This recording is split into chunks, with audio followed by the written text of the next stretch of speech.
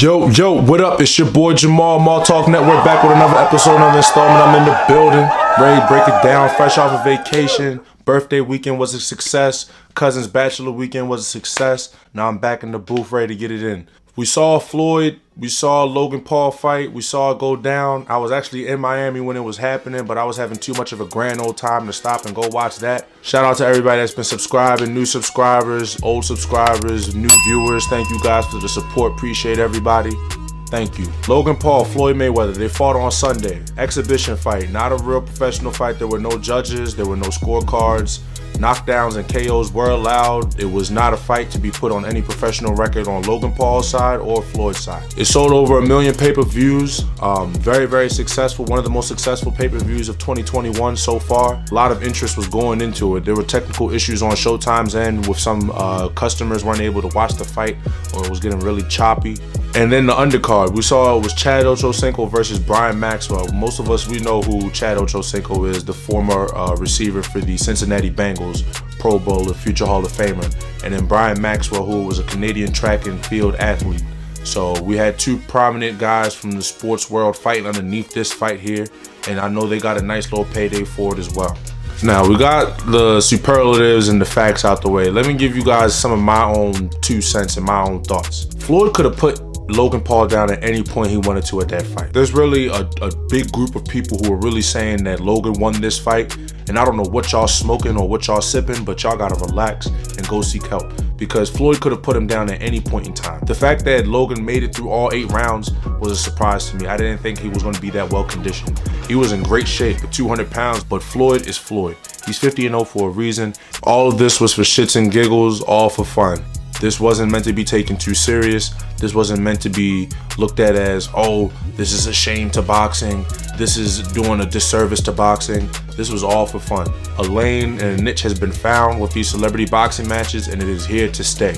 So for all those that are complaining about it, you might as well go find something else to talk about, because this ain't going anywhere. It's too much money involved, and it's too much on the line. A lot of people are going to make names, and a lot of businesses are going to make fortunes off of these things. Last time we saw it was Triller. We've seen a lot of companies placing ads.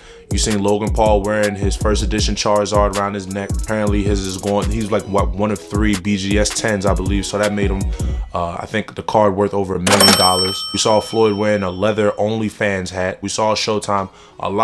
There's moolah, man.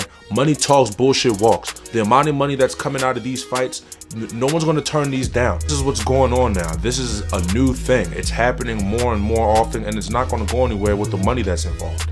People are going to make fortunes, and people are going to get their businesses up off the ground and get kickstarted with these kind of things. For the sport boxing itself, I feel as though that this is really good for it. We all know about all the tampering that goes on with boxing.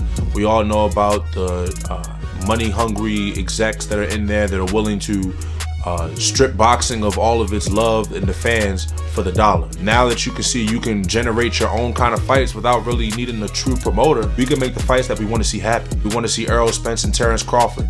They're not Logan Paul and Jake Paul, but why not try to make something happen without the promoters? We get it, the promoters bring in the money, but I think if these guys start taking time out of just, and I know it sounds a little crazy, but if these guys take time away from boxing, just a little bit of time away from boxing, and focus more on the business and being promoters themselves like Floyd did, then maybe we can get the fights we want a lot more faster, and we don't have to worry about the middleman of these execs trying to hype these fights up and giving us the fight 3 years down the road, 4 years down the road, when we were looking for it 3 years ago. You know, so just a thought. I respect the entrepreneurship.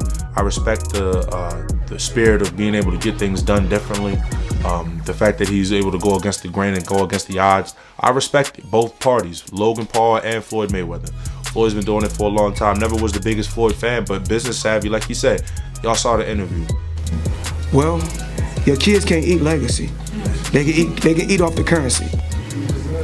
So he has a point there. What do I think is going to happen from here on out? More celebrity fights. We're going to see rappers, former athletes, actors maybe. Who knows when it will stop? This is America. Americans don't know how to stop. You just keep going until the ship breaks or until the wheels fall off. So we're going to see what happens. I'm here for it. I'm here for the entertainment. I'm not here for the boxing aspect of it. I've completely compartmentalized that out the way. Ben Askren and Jake Paul was a fluke. It was a complete setup. If you saw the punch, then you would have known that it was a complete setup.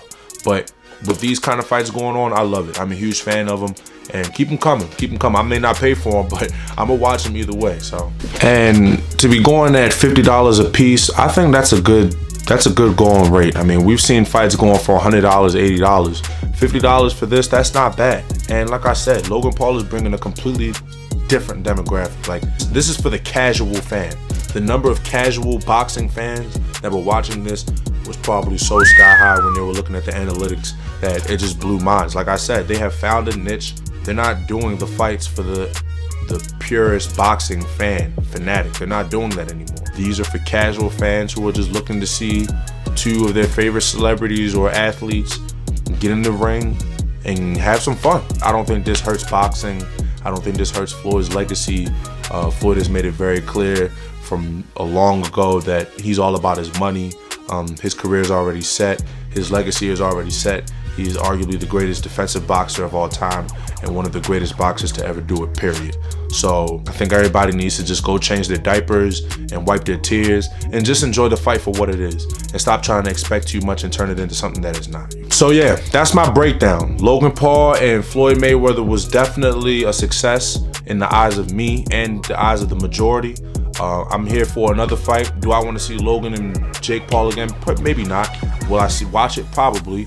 But I want to see some other entertainers get involved. Thank you guys for checking out this video. Mall Talk Network, I'm back at it again. Back on the grind after such a great time in Miami. Catch y'all in the next video. Subscribe to the channel if you haven't already. Check out my other videos. More content coming.